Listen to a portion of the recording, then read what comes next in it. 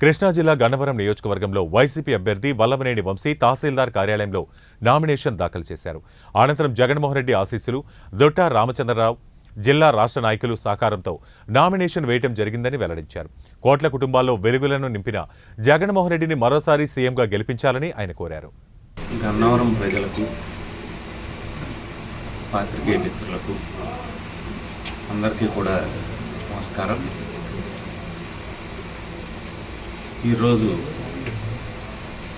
గన్నవరం నియోజకవర్గానికి అసెంబ్లీ అభ్యర్థిగా వైఎస్ఆర్ కాంగ్రెస్ పార్టీ తరఫున గౌరవనీయ ముఖ్యమంత్రి జగన్మోహన్ రెడ్డి గారి ఆశీస్సులతో ఈ నియోజకవర్గంలో వైఎస్ఆర్ పార్టీ వ్యవస్థాపక సభ్యులు, పెద్దలు, పూజ్యులు, గౌరవనీయులు దొట్టా రామచంద్రరావు గారి ఆశీస్సులతో, అట్లాగే పెద్దిరెడ్డి రామచంద్రారెడ్డి గారు, ముదున్ రెడ్డి గారు, రామరెడ్డి గారి సహకారంతో, నా మిత్రుడు కొడాలి నాని గారి సహకారంతో, అలాగే సోదరులు శోభరత్ రెడ్డి గారు, లక్ష్మి గారు, రామచంద్రరావు గారి పాప,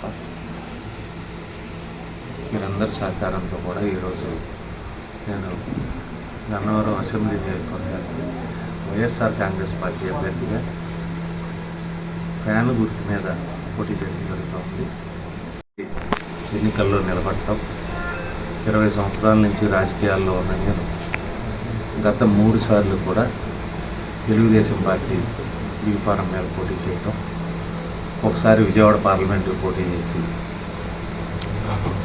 పరాజయం పాలవడం, తర్వాత గన్నవరంలో 2 సార్లు అసెంబ్లీ అభ్యర్థిగా పోటీ చేయడం, 10 సంవత్సరాల నుంచి శాసనసభ్యుడిగా సేవ చేయడం జరిగింది. ఈ రోజున వైఎస్ఆర్ కాంగ్రెస్ పార్టీ తరఫున ముఖ్యమంత్రి జగన్మోహన్ రెడ్డి గారు చేస్తున్నటువంటి మంచి పనులు, అంటే పేద బడుగు బలహీన వర్గాలకు ఆయన చేస్తున్న సహాయం, ఈ వర్గాలని ఆర్థిక స్వావలంబన దిశగా, అట్లాగే సాంఘిక, ఆర్థిక, రాజకీయ పరంగా వీళ్ళందరినీ కూడా ఎంపవర్ చేసే దిశగా, అంటే ఒట్టి మాటలు చెప్పటం, పేపర్ల మీద రాయటం కాకుండా నిజంగా ఈ వర్గాలన్నింటినీ కూడా ఉన్నత స్థానంలో నిలబెట్టడానికి ఒక తరాన్ని బ్రహ్మాండంగా ప్రభుత్వ పాఠశాలలను అభివృద్ధి చేసి ఇంగ్లీష్ మీడియంని ప్రవేశపెట్టి బోధనాంశంగా ఐబీ సిలబస్ కూడా పెడతానని చెప్పి రాబోయే తరాన్ని భారతదేశానికి గర్వకారణంగా తయారు చేయడానికి ముఖ్యమంత్రి గారు చేసినటువంటి విశేషమైన కృషిని అభినందిస్తూ, ఒక ప్రభుత్వ పాఠశాలలో చదువుకున్న విద్యార్థిగా, ప్రభుత్వ పాఠశాలల్లో పనిచేసిన ఉపాధ్యాయుల కొడుకుగా నేను నా సామాజిక బాధ్యతగా, అంటే సమాజంలో ఉన్నటువంటి అట్టడుగు వర్గాలు, పేద బడుగు బలహీన వర్గాలు, దిగువ మధ్యతరగతి వర్గాలు, ఇవన్నీ కూడా బాగుండాలి, వీళ్ళ పిల్లలు చదువుకోవాలి, వీళ్ళందరికీ వైద్యం అందాలి. ఎప్పుడో ఒక్కసారి ఏదైనా అనుకోని ఉపద్రవం వైద్యం రూపంలో వస్తే వాళ్ళు ఇల్లు అమ్ముకోనో, స్థలం అమ్ముకోనో, బంగారం అమ్ముకోనో, పుస్తకాలు అమ్ముకోనో వైద్యం చేయించుకోలేని పరిస్థితికి కూడా వెళ్ళిపోయే పరిస్థితి, తర్వాత ఆర్థికంగా అప్పుల పాలైపోయి కుటుంబం గడవని పరిస్థితి. ఇటువంటి పరిస్థితుల నుంచి రాజశేఖర రెడ్డి గారు ఆరోగ్యశ్రీ పెట్టి ఈ పిల్లలను చదివించడానికి ఫీజు రీఎంబర్స్మెంట్ పెడితే, జగన్మోహన్ రెడ్డి గారు ఇంకో 4 అడుగులు ముందుకేసి 1వ తరగతి నుంచి కూడా ప్రభుత్వ పాఠశాలలో ఇంగ్లీష్ మీడియం పెట్టి, ఒట్టి కార్పొరేట్ కాలేజీల్లో చదువుకునే పిల్లలు ఎందుకు ఇంగ్లీష్ చదువుకోవాలి, పేద బడుగు బలహీన వర్గాలు ఎందుకు చదువుకోకూడదు, త్వరలు పెత్తందారులు డబ్బులు ఉన్న వాళ్ళ పిల్లలే చదువులపై బాగా చదువుకోవాలా, వీళ్ళెందుకు చదువుకోకూడదు, నేను చదివిస్తాననే ఉద్దేశంతో ప్రభుత్వ పాఠశాలల్లో అత్యున్నత ప్రమాణాలతో ఆల్రెడీ ఉన్నటువంటి బ్రహ్మాండమైనటువంటి టీచింగ్ స్టాఫ్ని అప్గ్రేడ్ చేస్తూ ఒక తరాన్ని ముందుకు నడిపించే కార్యక్రమం ఆయన ప్రధానిస్తున్నారు. కరోనా సమయంలో మనం చూసాం, భారతదేశం మొత్తంలో కూడా అందరూ చప్పట్లు కొట్టారు, గంటలు కొట్టారు, లైట్లు వెలిగించారు, సంఘీభావాలు తెలియజేశారు. కానీ అన్ని రాష్ట్రాల్లోకి బాగా పనిచేసిన ప్రభుత్వం ఆంధ్రప్రదేశ్ ప్రభుత్వం.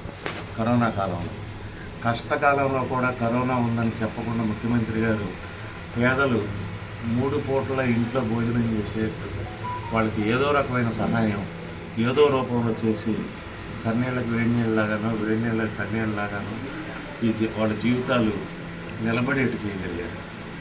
ఇది మానవ వనరుల అభివృద్ధి అంటారు. చాలామంది అంటారు రోడ్డు వేయలేదు, వంతెన కట్టలేదు. రోడ్డు వేస్తే మళ్ళీ 4 ఏళ్ళకి అదే రోడ్డు తిరిగి వేయాలి.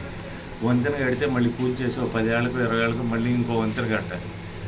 అదే ఒక పిల్లవాడు చదువుకుంటే, ఒక తరం చదువుకుంటే అతని కుటుంబం బాగుపడుతుంది, తర్వాత తరాలు బాగుపడతాయి. దాని ద్వారా ఆ ప్రాంతం, ఆ రాష్ట్రం, ఆ దేశం బాగుపడేటువంటి ఇది ఉంటుంది. శాశ్వతమైన అభివృద్ధి. దీనికి ఎక్కడా కూడా రిపేర్లు ఉండవు, దీనికి ఎక్కడా కూడా మెయింటెనెన్స్లు ఉండవు. కాబట్టి ఈ కుహనా మేధావులు, పెత్తందారులు, డబ్బు ఉన్నవాళ్ళు ఏసీల్లో కూర్చొని పేద బడుగు బలహీన వర్గాలు ఎప్పుడూ కూడా మన ఇళ్ల ముందు నిలబడాలి. ఏదైనా ప్రభుత్వం నుంచి సంక్షేమ పథకం రావాలంటే నా ఇంటికి వచ్చి చెప్పులు ఇడిచి ఆత్మగౌరవాన్ని కోల్పోయి తలకాయ ఉంచుకొని నా కాళ్ళు పట్టుకొని బతిమలాడాలి. అటువంటి పరిస్థితి లేకుండా చేశాడు జగన్మోహన్ రెడ్డి.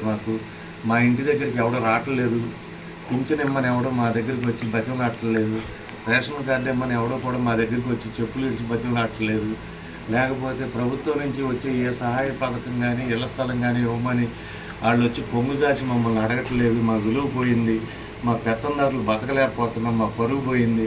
ఇదివరకు ఎక్కడికి వెళ్ళినా కూడా 10 మంది వచ్చి మాకు గుంపులుగా సహాయం అడిగేవాళ్ళు. ఇప్పుడు వాళ్ళకి ఇంటికే సహాయం చేస్తూ ఉన్నాడు ముఖ్యమంత్రి గారు.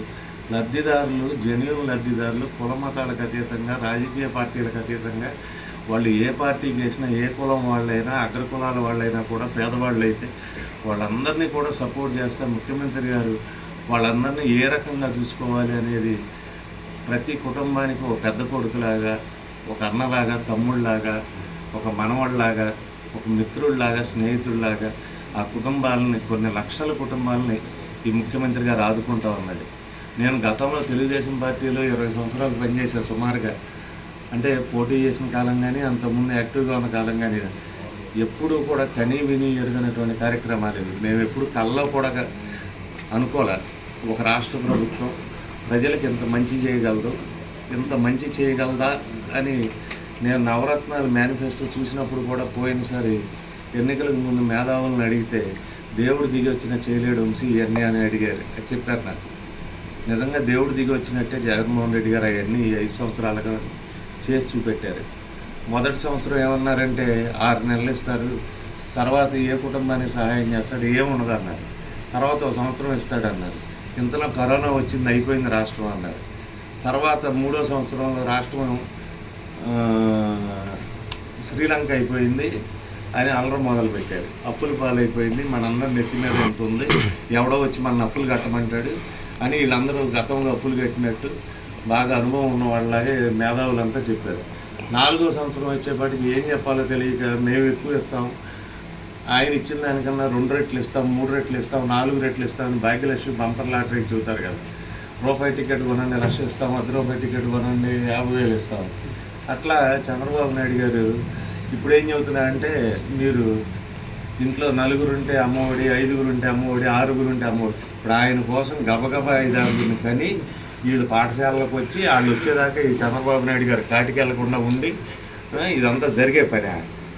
ఇంత గొప్ప మహానుభావుడు చంద్రబాబు నాయుడు గతంలో ఒక సైకిల్ ఇవ్వలేకపోయాడు స్కూల్ పిల్లలకి.